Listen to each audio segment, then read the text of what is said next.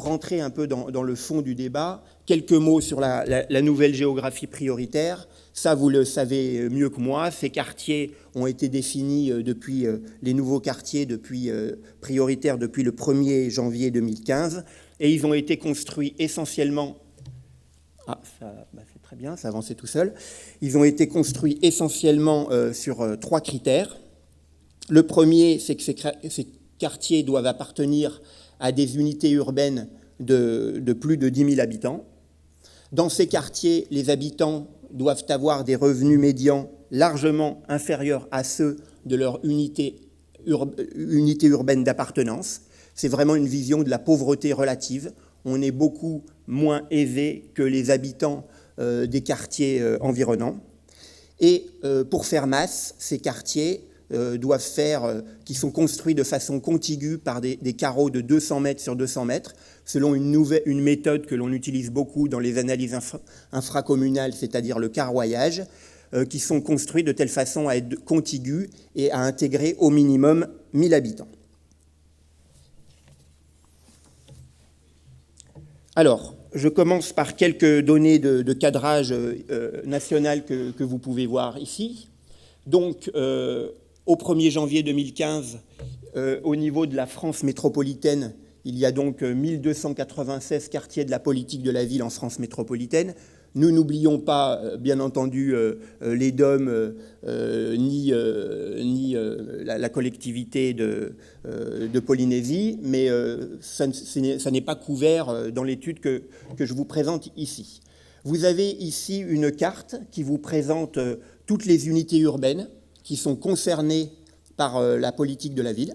Donc vous avez cette première cartographie avec, c'est connu et c'est très visible, avec effectivement les ronds étant proportionnels à la population des quartiers prioritaires de la ville, je dirais QPV maintenant pour aller un peu plus vite, avec, comme vous pouvez le voir, des grosses masses aussi bien en Île-de-France, dans les Hauts-de-France et également en Languedoc-Roussillon, Midi-Pyrénées, donc avec des effectifs très importants. Et vous avez en couleur, ce qui est représenté, c'est la part de la population de l'unité urbaine qui se situe dans un quartier de la politique de la ville. Donc on peut avoir effectivement, avec des couleurs plus foncées, cela signifie donc qu'il y a une part plus importante de l'unité urbaine qui vit dans un quartier de la politique de la ville. En termes de grandes données de cadrage national, nous avons 4,8 millions d'habitants dans les QPV métropolitains, avec près de la moitié de cette population nationale qui vit soit en Île-de-France, soit en Nord-Pas-de-Calais, Picardie.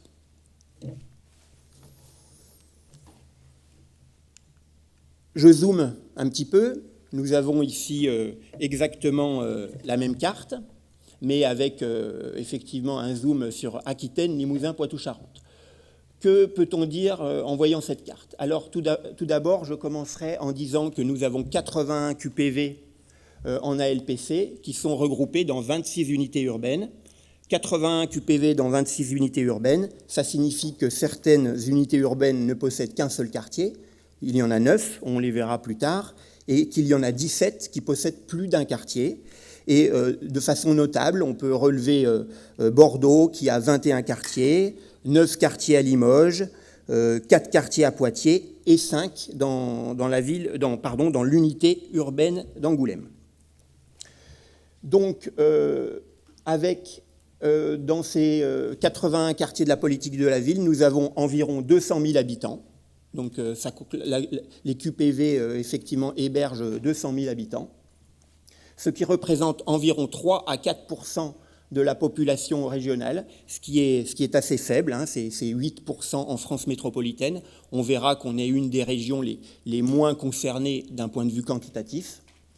Et ça représente, si maintenant on se concentre sur la population des unités urbaines concernées, c'est 8%, et on est bien effectivement aussi dans une tranche tout à fait faible.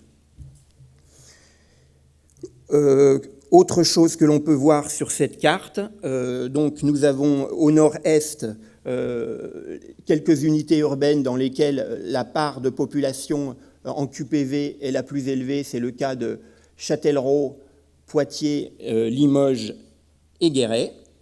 Et symétriquement, là où la part de la population en QPV est la plus faible, est inférieure à 5%, c'est plutôt sur le sud-ouest, et nous avons Royan, Pau, Périgueux et Bayonne.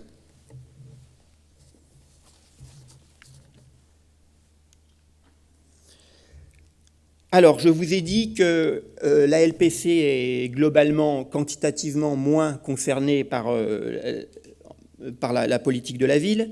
On a moins de quartiers, et ce sont des quartiers qui sont plutôt de plus petite taille.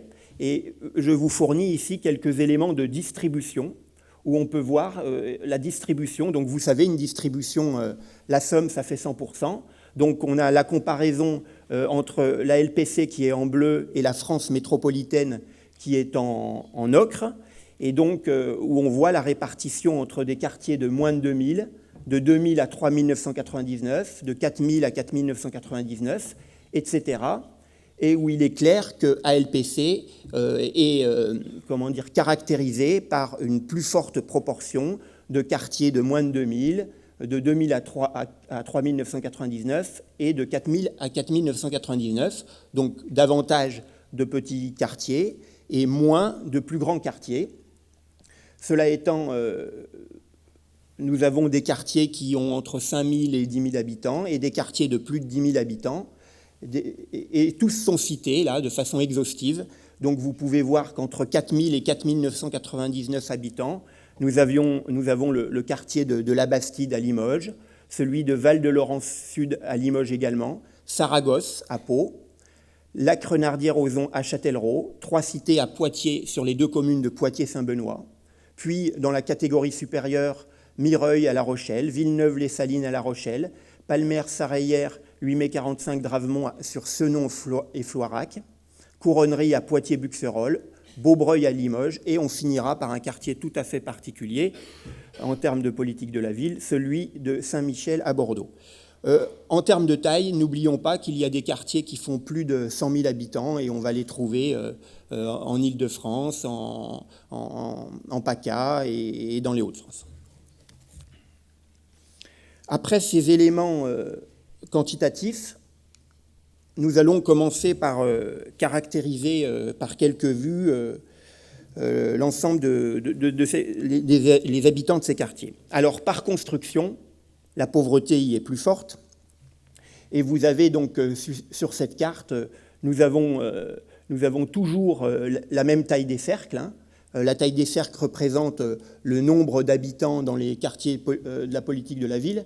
Vous voyez, je ne vous l'ai pas dit encore, mais si on ajoute le cercle de Bordeaux, de Limoges et de Poitiers, on arrive à peu près déjà à 110 000 habitants, c'est-à-dire que en sommant les quartiers de ces 3 unités urbaines, on a déjà à peu près dépassé la moitié de l'ensemble de la population concernée par la politique de la ville.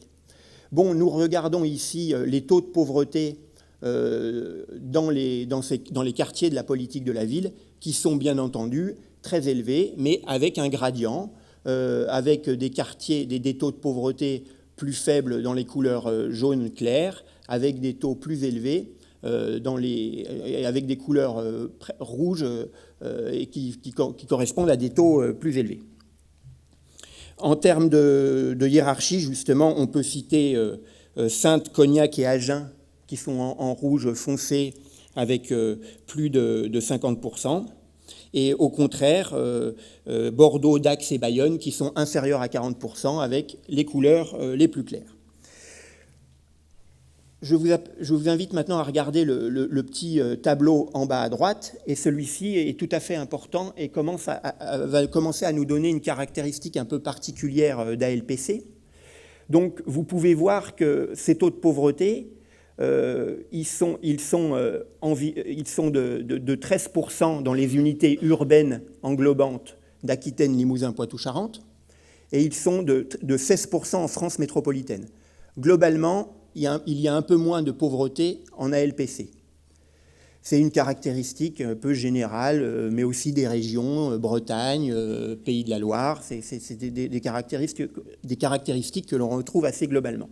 Cela étant, même taux de pauvreté, quasiment 41 et 42, dans les quartiers de la politique de la ville.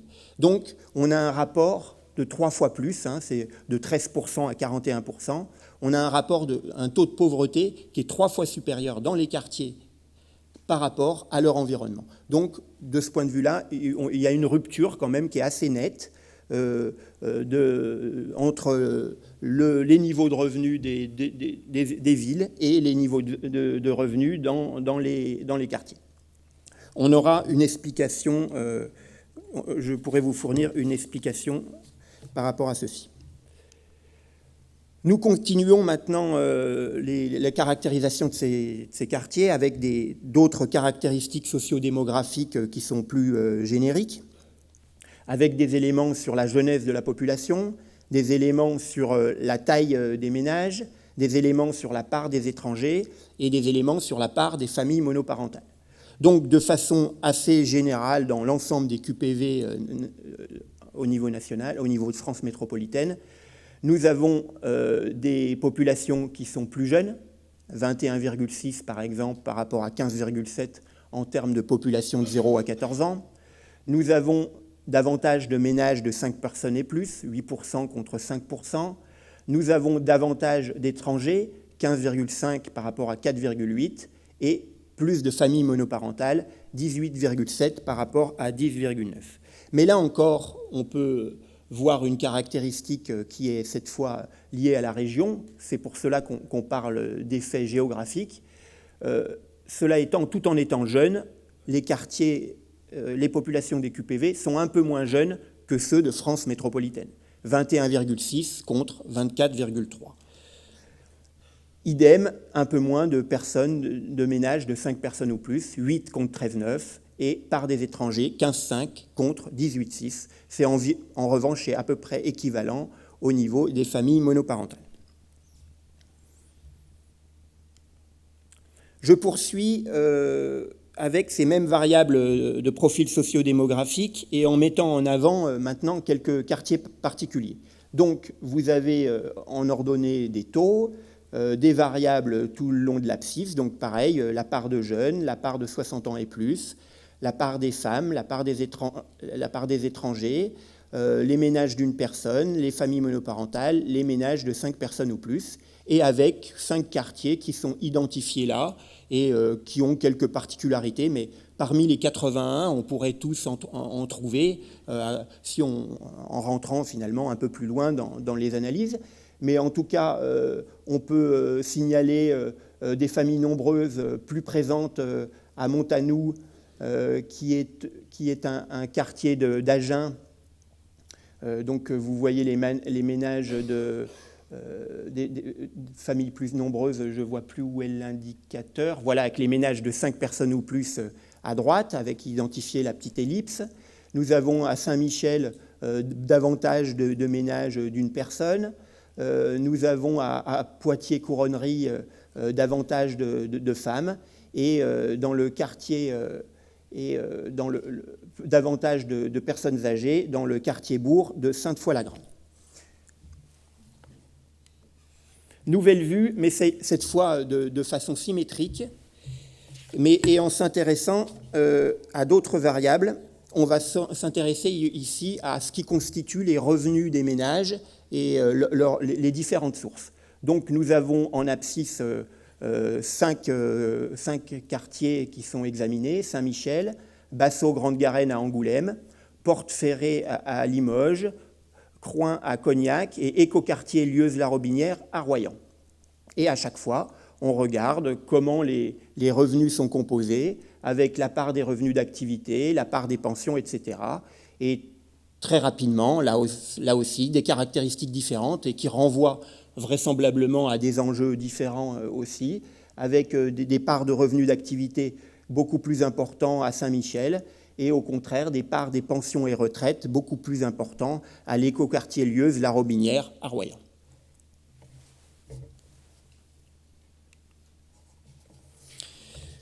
Jusqu'à présent, je vous ai parlé beaucoup de pauvreté monétaire. Hein. C'est d'ailleurs la façon dont ont été déterminés les contours des quartiers.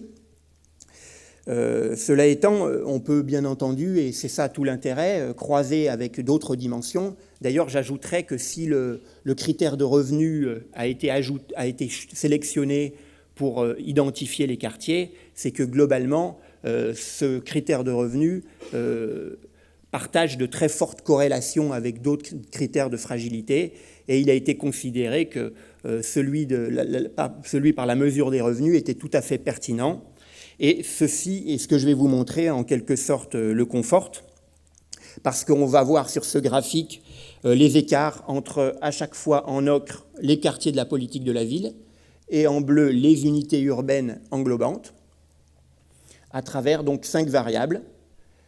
Mais nous nous situons là, effectivement, sur Aquitaine, Limousin, Poitou-Charentes. Et donc, sur ces 5 variables, à chaque fois, une position tout à fait particulière des QPV, avec plus de personnes avec de faibles niveaux de diplôme, avec davantage d'élèves en retard scolaire à l'entrée en 6e, avec davantage de femmes n'ayant pas d'emploi, davantage de ménages percevant des allocations chômage, et davantage de population en emploi précaire. Donc toutes ces vues présentent en quelque sorte les difficultés d'insertion sur le marché du travail, et avec en amont des caractéristiques qui sont tout à fait effectivement pénalisantes pour l'accès à l'emploi, avec les questions de faible niveau de diplôme et de décrochage scolaire.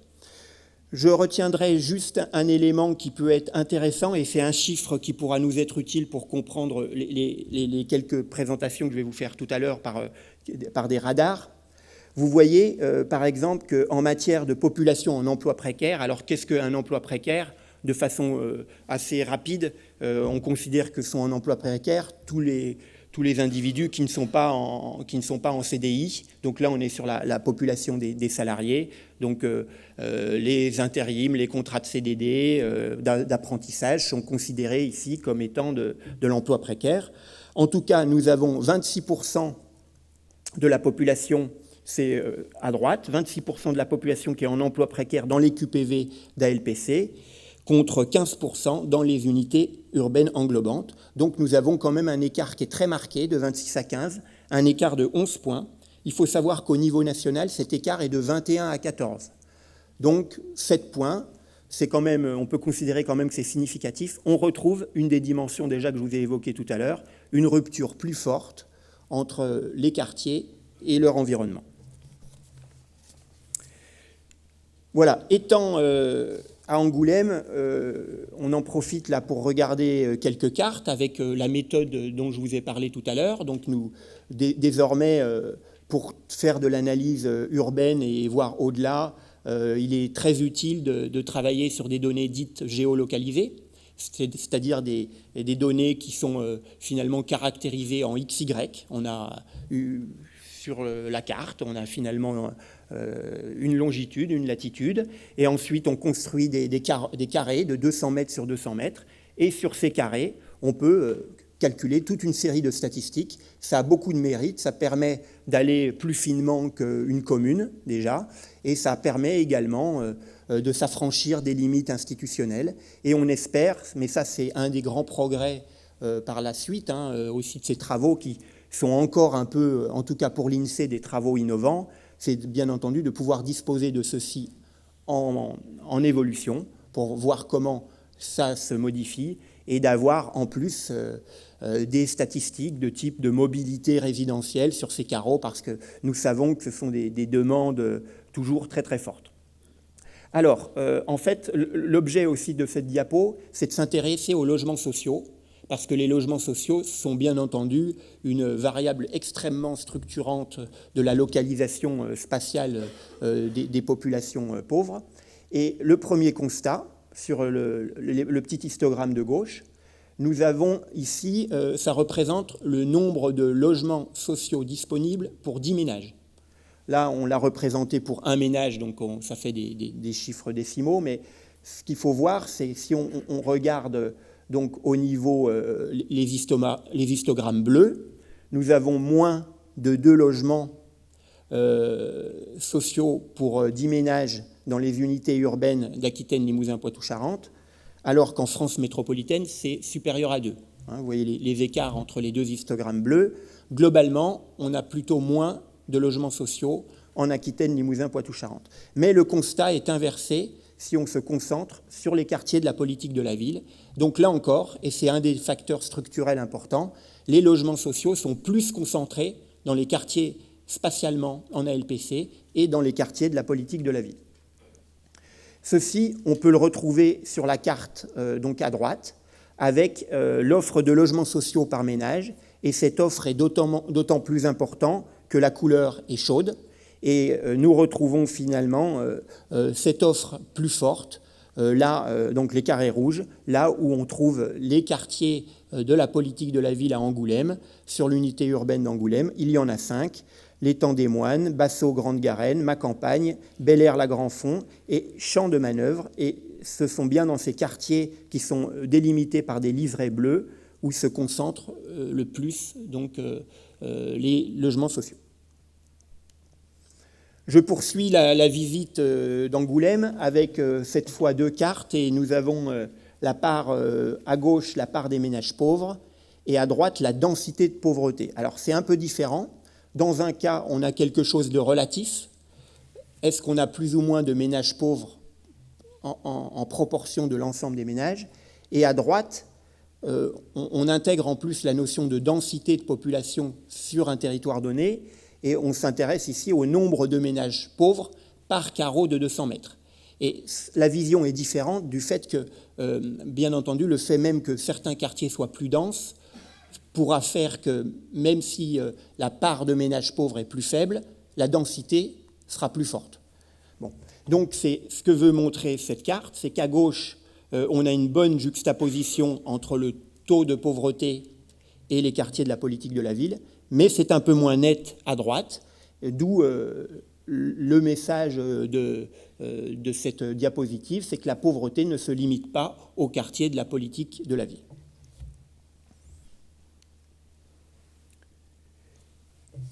Un autre qui nous paraît tout à fait important, si on veut aussi un petit peu instruire la question de la mixité sociale, même si c'est une question très difficile, mais de savoir dans quelle mesure des populations plus aisées cohabitent avec des populations moins aisées dans les territoires.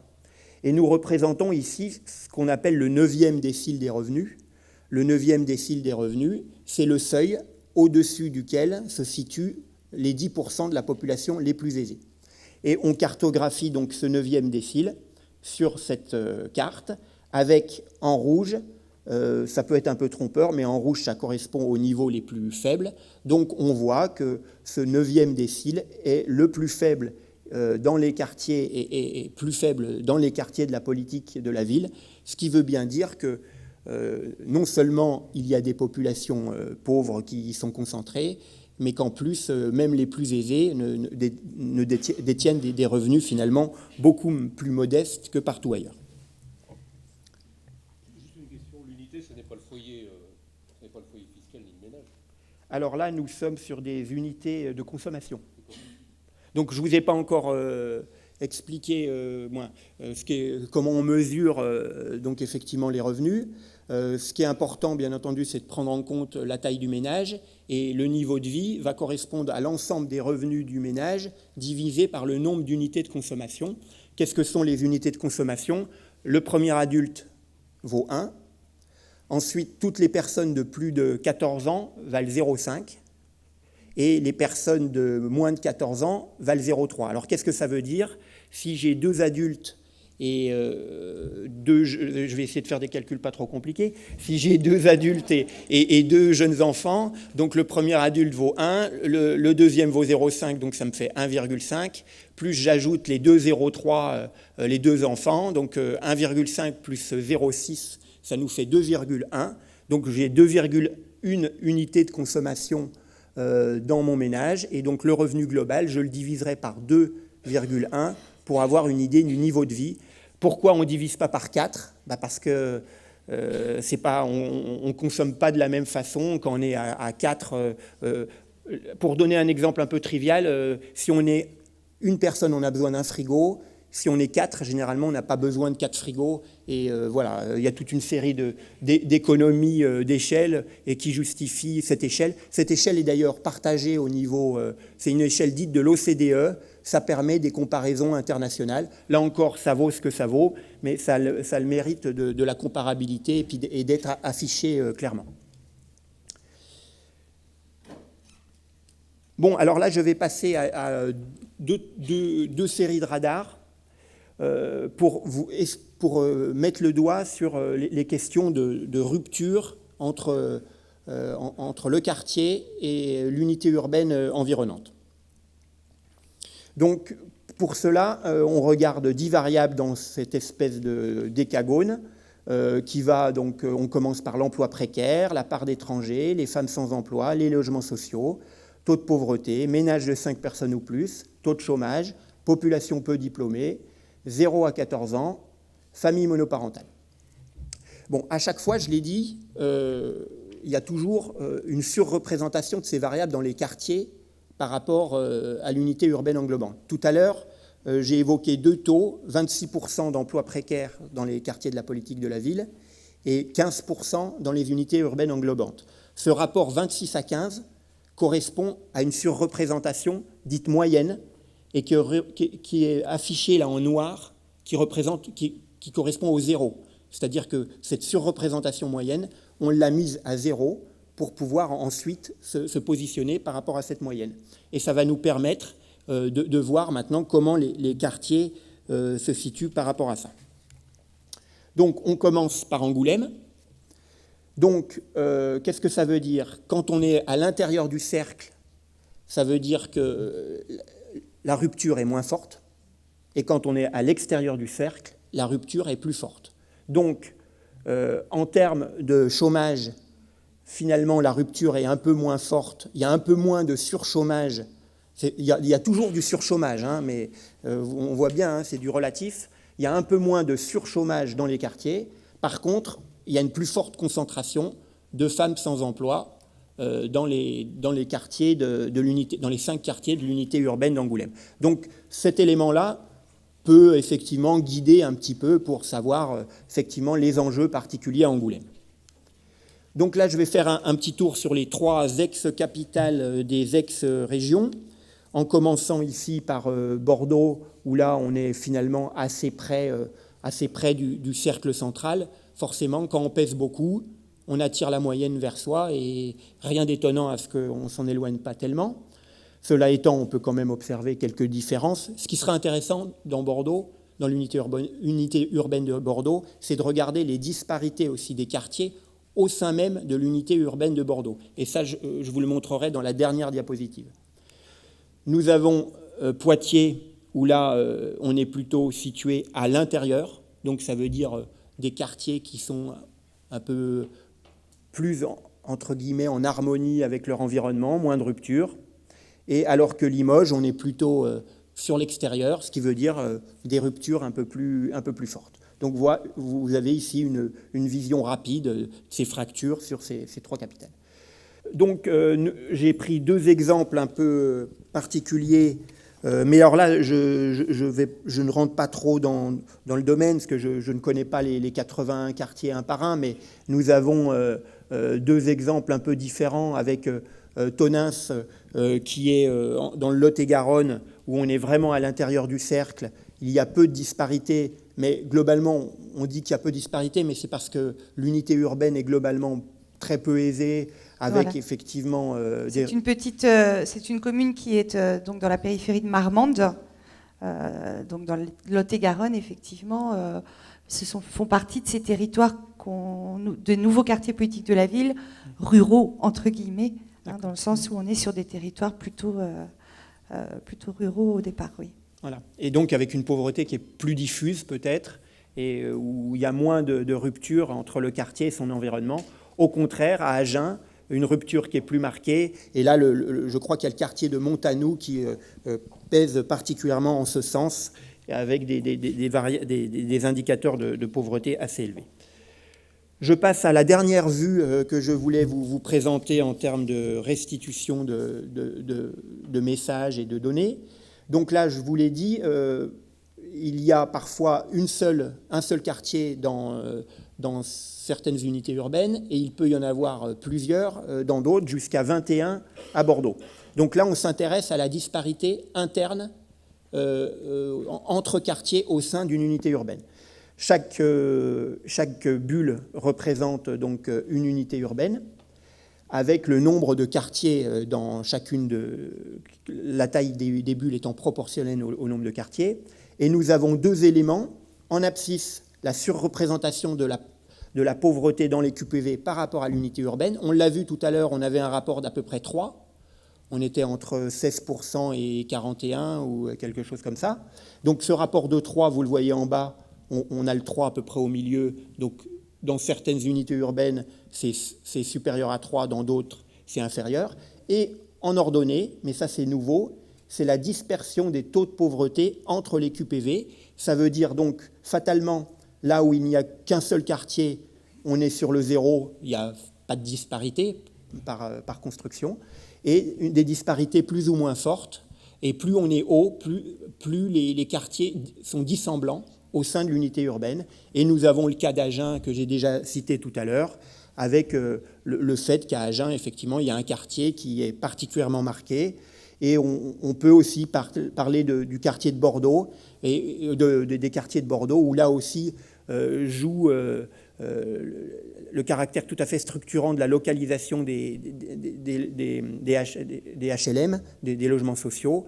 Là où il y a beaucoup de logements sociaux, on a des revenus qui sont très bas. Et au contraire, dans des quartiers comme on a parlé tout à l'heure de Saint-Michel, qui peuvent être en voie de rénovation, on emploie souvent le terme de gentrification. Cœur de Bordeaux, centre-ville de Bordeaux, voilà, cœur de Bordeaux, oui. Tout à fait. Et avec là, donc, effectivement, des caractéristiques tout à fait différentes, ce qui fait que les quartiers peuvent beaucoup différer les uns des autres. Voilà, j'ai fini l'essentiel de ma présentation. Donc, comme je vous l'ai dit, une étude nationale qui a été publiée, qui a été publiée le 3 mai, « La pauvreté côtoie d'autres fragilités », ça c'est un INSEE première. Dans votre dossier, donc, a été intégrée l'analyse qui a été faite en Aquitaine, Limousin, Poitou-Charentes, qui s'appelle « Pauvreté dans les 81 quartiers de la politique de la ville », pauvreté au pluriel, comme vous pouvez le voir, et vous pouvez trouver toutes les études équivalentes, entre guillemets, qui ont été faites dans les autres régions. Équivalente ne veut pas dire complètement semblable.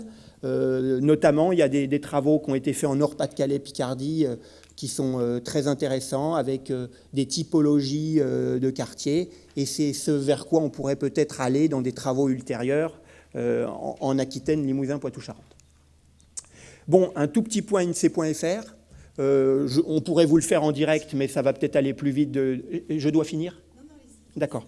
Donc, sur INSEE.fr, de nombreuses données sont accessibles. Donc, une fois que vous êtes à l'accueil, sur l'accueil du site, on va dans base de données. Ensuite, quand on est dans base de données, il y a des données locales. Donc là, on en est au 2e clic. Au 3e clic, vous arrivez à données infracommunales et vous arrivez sur cet écran. Et à partir de cet écran, vous voyez données sur les quartiers de la politique de la ville. Et d'un simple clic, vous pouvez accéder à ces données. Ces données, en voici quelques-unes. Donc, nombre de ces données permettent de rééditer en quelque sorte les travaux que j'ai présentés là, avec des éléments sur les revenus, la pauvreté, les niveaux de vie, sur les bénéficiaires de la CMU complémentaire, sur les demandeurs d'emploi, les estimations démographiques actuelles, elles vont être actualisées, les bénéficiaires de prestations locales, les indicateurs de sources fiscales, et ce qui est très important pour vous, effectivement, dans votre livraison de données, d'informations, avec un calendrier prévisionnel des mises à disposition de données. Voilà, et maintenant, dans ce domaine, à court terme, comme chaque année, l'INSEE réalise des travaux sur le recensement de la population. En janvier, nous publions les populations légales, et en juillet, nous publions les données statistiques. Les populations légales, ce ne sont que des comptages. Puis les données statistiques, ce sont des données beaucoup plus riches. Et donc en juillet, il y aura les populations légales. Bon, alors là, c'est un tout petit peu particulier. Ça a été un peu plus difficile de mesurer les populations légales dans les quartiers de la politique de la ville. Donc ça va ne venir qu'en juillet. Et effectivement, il y aura des données supplémentaires sur les quartiers. Et voilà. Et je finis sur ce dernier point, le fait que Donc, à l'INSEE, nous souhaitons avoir un regard sur l'utilisation des données que font les professionnels pour pouvoir les améliorer. Et donc, nous avons conçu un petit questionnaire qui a déjà été passé en Nord-Pas-de-Calais, Picardie, et que j'aimerais bien pouvoir vous soumettre. Donc, suite à la réunion, vous ne vous étonnerez pas de recevoir un message avec un lien, et pour répondre à quelques questions sur quel type de données vous utilisez, lesquelles vous souhaiteriez, sous quelle forme, etc. Voilà.